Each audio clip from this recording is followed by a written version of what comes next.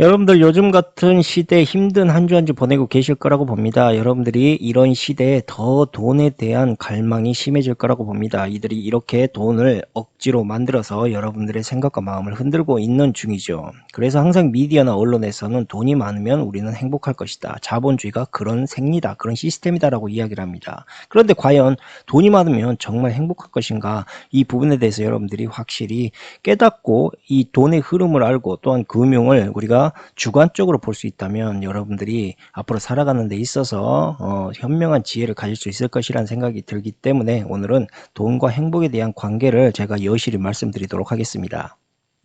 돈이 많으면 우리는 행복해질 것이다 라는 이야기를 여러분들은 아주 어렸을 때부터 듣게 됩니다. 동화에서 그렇죠. 뭐 백마탄 왕자, 신데렐라, 인어공주 이런 모든 월트 디즈니사가 이야기하고 있는 동화 속에 보면 재력, 돈 그리고 그 모든 것들이 행복을 가져다 줄 것이다. 여기에 외모도 빠지면 안 되죠. 우리는 그렇게 어렸을 때부터 우리의 자아를 형성시키기 전부터 그들이 만들어낸 거짓 자아에서 계속 살아온 것입니다. 이렇게 어렸을 때부터 우리는 꾸준히 우리도 모르게 계속 세뇌당하면서 커오다 보면 결국 어른이 되었을 때는 미디어나 드라마에 아주 쉽게 그들이 만들어 오는 암시에 빠져들게 됩니다. 뭐 단편적으로 드라마 같은 경우만 봐도 항상 부잣집 아들내미 딸내미들이 뭐 주인공으로 나오죠. 그리고 뭐 그들이 사는 삶은 항상 여유롭고 행복해 보이는 삶. 그러니까 우린 이걸 보면서 항상 돈이 많으면 저렇게 행복할 수 있구나라는 착각을 갖게 되는 거고, 또한 공영 언론이나 뉴스 같은 데서는 항상 일확천금의 대박을 벌었다는 사람들, 또 그들이 돈을 버는 노하우, 또한 강의 역시도 마찬가지로 나는 이렇게 열심히 살았기 때문에 떼돈을 번 것이다라는 그런 강의들로 넘쳐나고 있습니다. 이들이 TV나 인터넷을 통해서 우리에게 끊임없이 던지는 메시지가 무엇이냐? 돈은 무적이고 돈은 만능이고 돈만 있으면 우리는 행복해질 것이다. 이 메시지를 계속적으로 끊임없이 흘리는 것이죠. 이렇게 아주 어렸을 때부터 끊임없이 사람들을 세뇌시키게 되면 사람들은 그 생각이 마치 자신의 것인 양 착각을 하게 된다는 거죠. 그렇게 되면 즉 돈이라는 것이 이미 그들 스스로가 생각하는 가치, 그들 스스로가 원하는 그러한 가치로 바뀌게 됩니다. 그리고 그렇게 돈에 대해서 끊임없는 가치를 유지시키기 위해서 이들이 이러한 행위를 하는데, 문제는 사기꾼들도 이 돈에 대한 흐름을 잘 파악하고 이것을 사람들을 통해서 이용한다는 거죠. 대표적인 예로 뭐 아싸 이이진 같은 그런 사람이 있겠습니다. 이 사람 같은 경우 사람들의 돈에 대한 그 광적인 무의식 속에 숨어있는 그 광적인 부분을 살짝 터치만 해주는 것만으로도 사람들이 미쳐 날뛴다는 것을 잘 알고 있었던 것이죠. 말씀드린 이희진 같은 사기꾼이야 뭐 그들의 시스템을 약간 이용해 먹었던 것 뿐이고, 사실상 우리가 비트코인만 보더라도 그들이 우리의 머릿속에 얼마나 돈에 대한 암시적인 세뇌를 시켰으면 비트코인의 가치를 불어넣자마자 사람들이 거의 광적으로 미친 듯이 투기하고 있는 거 보시죠. 그렇게 투기하는 사람들은 자신의 생각으로 투기를 하고 있다고 생각하겠지만 우리의 무의식 속에 이미 어렸을 때부터 그들이 만들어 놓은 미디어에 노출되어 있는 상황에서 우리의 생각이 그냥 착각하고 돈이라는 단어만 들어도 거의 광적으로 눈이 뒤집히는 것, 그것은 결코 우연이 아니라는 겁니다. 한마디로 돈이라는 것은 이미 우리의 본능 깊은 곳에 내재되어 버릴 정도로 아주 깊이 각인되어 있습니다. 그 이유는 우리가 태어나서 숨을 쉬는 그 순간, 어렸을 때부터 끊임없이 배우는 교육, 동화, 미디어, 아까 말씀드렸던 그런 것들에 대한 정보들로 인해서 이미 어렸을 때부터 그것이 우리의 의식인 양, 우리의 생각인 양 착각하면서 이미 본능에 가까운 단계에 접어들어 버렸기 때문입니다. 분명히 말씀드리겠지만 돈이라는 것은 이미 우리가 태어난 그 순간부터 그들이 흘리는 끝없는 돈에 대한 가치에 대한 정보로 세뇌되어 버렸고, 그것이 이미 본능적 생존의 본능에 가까울 정도로 아주 깊이 그것이 각인되어 버렸다. 그러니까 그러한 상태에 내가 빠져 있다는 것을 빨리 자각해야 된다는 겁니다. 바로 그렇기 때문에 사람들은 돈이라는 것이 얼마나 더럽고 지저분하고 치졸하고 비겁한지 알지만 그것을 부정하지 못하는 것입니다. 그래서 항상 그럴싸한 명분을 내세우지요. 먹고 살기 위해서 어쩔 수 없지 않느냐. 또한 내가 살기 위해서 벌어야 되지 않겠느냐. 우리 아이들이 자라나기 위해서 반드시 필요한 것이 아니냐. 이렇게 말할 수 있습니다. 그런데 우리가 여기에서 반드시 생각해야 될 것이 있습니다. 그렇다면 우리는 왜 지금 충분히 열심히 잘 해나가고 있는데 항상 현재를 보지 못하고 계속 더 많은 돈을 원하고 있는 것인가? 왜 우리는 지금도 충분히 살아가는데 먹고 자고 아무런 문제가 없는데도 불구하고 더 많은 돈을 벌기 위해서 이렇게 아둥바둥하고 있는 것인가? 이미 이 시점부터 이것이 여러분들의 생각이 아니다. 이것은 이미 우리가 누군가로부터 가져온 정보를 마치 우리 것인 양 착각하면서 우리가 대변하면서 말하고 있는 것이다라고 분명히 깨달아야 된다라는 겁니다. 단언코 말씀드리겠지만 여러분들 지붕이 있는 집에서 편히 잘 수 있고 겨울에는 따뜻한 보일러가 나오고 여름에는 에어컨이 나오고 삼시세끼 배가 고프지 않게 살아갈 수 있는 사람이다면 당장에 돈이 없어도 그렇게 살 수 있다면 여러분들은 전생의 상위 20% 안에 들어가는 그러한 사람입니다. 그런데도 우리는 왜 끊임없이 돈을 벌고 있는 것인가? 지금 이 상황에서 우리는 생각을 해야 될 때가 온 것입니다. 그러니까 돈을 벌기 위해서 미친 듯이 내 인생을 허비할 것이 아니라 내가 지금 상태에서도 충분히 무언가 생각하고 그것을 실천할 수 있는 상황에 있다는 것을 먼저 깨닫는 게 가장 중요하다는 것이죠. 하지만 돈을 만드는 자들은 그리고 돈을 이용하는 자들은 절대 우리에게 그러한 상황의 현실을 말해주지 않습니다. 끊임없이 너는 부족해. 끊임없이 돈을 벌어야 돼. 그리고 네 인생에서 돈이 없으면 아무것도 아닌 존재야 라고 그렇게 이야기를 하죠. 대신 잘 곳과 먹을 것은 계속적으로 주지만 정신적으로 끊임없는 결핍을 그렇게 우리에게 만들어냅니다. 이렇게 돈에 광적으로 미쳐있는 것은 결코 우연이 아니다. 저는 이렇게 말씀드리고 싶고 세상에 우연은 없다라는 것 또한 말씀드리고 싶습니다. 우리가 겪고 있는 우연 역시도 모든 과정에 따른 결과의 산물일 뿐이지 그것이 얼떨결에 갑자기 벼락 맞듯이 생겨난 것이 결코 아니다라는 겁니다. 그러니까 만들어진 모든 시스템에 우연은 없습니다. 여러분들이 지금 겪고 있는 이 경제 시스템 역시도 마찬가지입니다. 그렇다면 우리는 왜 지금에 만족하지 못하고 우리의 지금의 소중한 시간을 전부 미래에 투자해 버리면서 돈을 벌기 위해서 악착같이 행동을 하고 있는 것인가? 그 이유는 여러분들이 더 잘 알고 있을 거라고 봅니다. 바로 상대적 박탈감이죠. 요즘 들어서 더욱 심해지고 있는 현상이기도 합니다.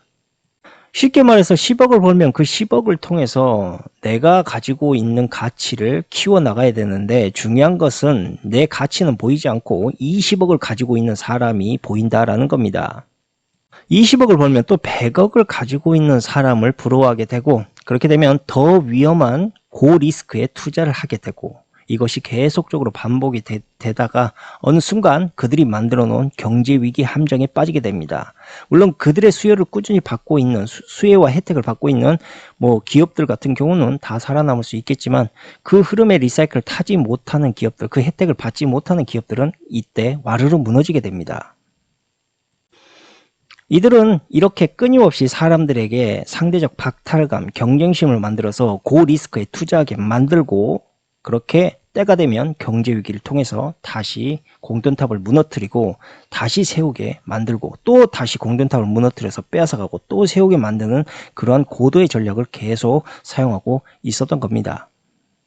우리는 이쯤에서 한 가지의 깨달음을 얻어야 됩니다. 이 돈이라는 것은 우리의 힘과 노력으로 분명히 벌 수 있겠지만 그것이 어느 순간 빠져나가기 시작하면 그것은 우리의 힘과 노력으로도 막을 수 없다라는 겁니다. 그래서 돈이라는 것을 고리스크를 두고 상대적 박탈감, 경쟁심을 가지고 더 많은 돈을 얻기 위해서 노력하는 것이 아니라 내가 처해 있는 상황에 맞게 그리고 내가 자유의 몸을 가지고 있는 상황이라면 그 자유를 누릴 수 있는 사람 그리고 내가 선택할 수 있는 길을 내 스스로 만들어낼 수 있는 사람이 돼야 된다. 여기엔 돈과는 별다른 관련이 없다. 물론 돈이라는 게 아예 없으면 내가 생각하고자 하는 것, 내가 가고자 하는 목표도 이룰 수 없는 상황일 정도로 어렵다 그러면 문제가 될 수 있겠지만 돈에 대한 목표를 저들이 만들어 놓은 세뇌에 빠져들어서 돈에 대한 목표를 그것도 상대적 박탈감과 경쟁심으로 빼앗으려고 하면 결국은 그들이 만들어 놓은 덫에 빠지게 되고 그 힘들게 벌어놓은 모든 것들을 다 잃게 될 것이다 라고 저는 말씀드리고 싶은 겁니다. 그렇다면 궁극적인 질문이 하나 생기게 됩니다. 돈이 많으면 행복한 것인가?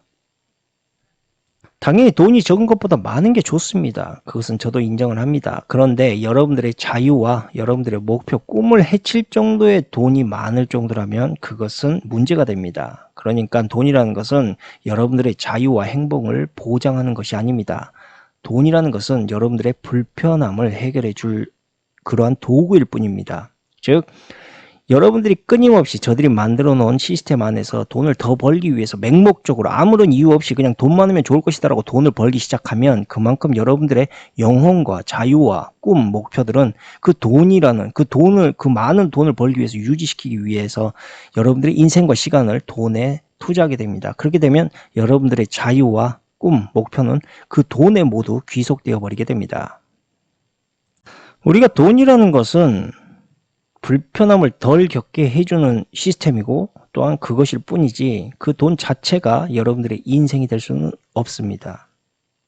즉 여러분들이 돈을 인생으로 착각하는 순간 여러분들이 가지고 있는 모든 것들은 돈에 귀속되어 버리고 여러분들의 자유는 그 즉시 감옥이 됩니다. 권력자들은 돈을 절대 행복으로 귀결시키지 않도록 끊임없이 배고프게 만듭니다. 게임을 예로 들어서 말씀드리자면 우리가 게임에 어떤 목표치를 가지고 있고 그 목표를 이루기 위해서 게임에 재미를 붙이는 것이고 그 게임에 끊임없이 빠져드는 것입니다. 그런데 그 목표가 어느 순간 달성이 되게 되면 그 게임을 해야 될 이유가 없어지게 되는 것과 같은 거죠. 이것을 월급으로 다시 이야기하자면 월급이 100만 원에서 200만 원이 되면 매우 기쁩니다. 그런데 200만 원에서 500만 원이 되면 느낌이 매우 달라지죠.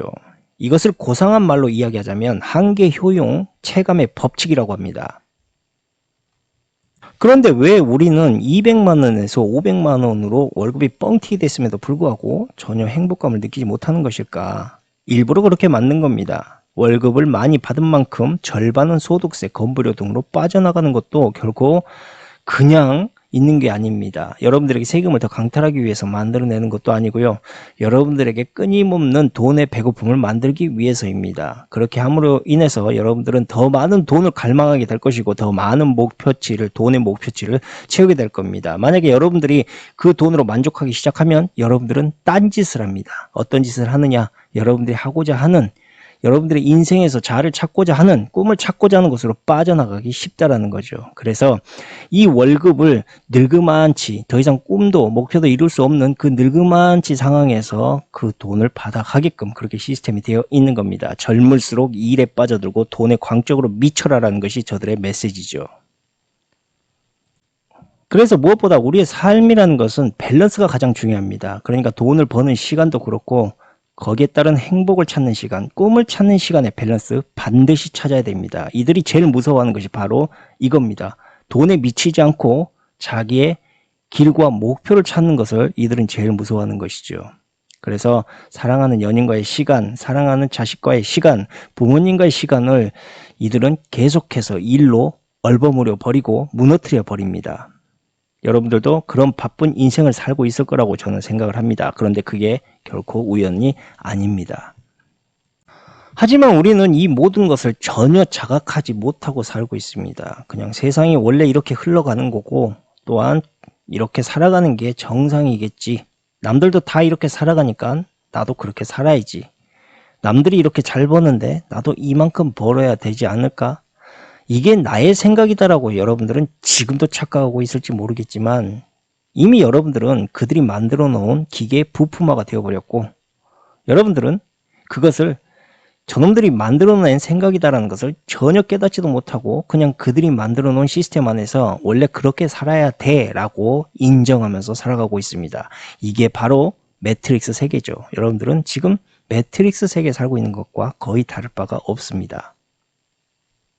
자, 끝으로 여러분들이 어떠한 매트릭스 세계에 살고 있는지 제가 표를 보면서 마지막으로 말씀드리겠습니다. 그들이 만들어 놓은 이 매트릭스 세계가 어떤 세계인지 여러분들이 이 표를 보면서 좀 느끼셨으면 합니다. 지금 보고 계시는 표는 연령대별 순자산 커트라인입니다. 그리고 이 분석에 따르자면 60대 순자산 1%가 30억을 가지고 있죠. 즉 나이를 먹을수록 더 많은 자산을 보유하고 있는 현상을 볼 수 있게 되는데 자, 꿈도 희망도 없는 사람들이 돈을 많이 가지고 있어 봐야 무슨 의미가 있겠습니까? 그 돈은 그저 허울뿐인 명분일 뿐입니다. 그리고 저만큼 자산이 있다는 것은 그만큼의 고민 또한 그만큼의 자유가 그 돈에 묶여 있다라고 보시면 됩니다.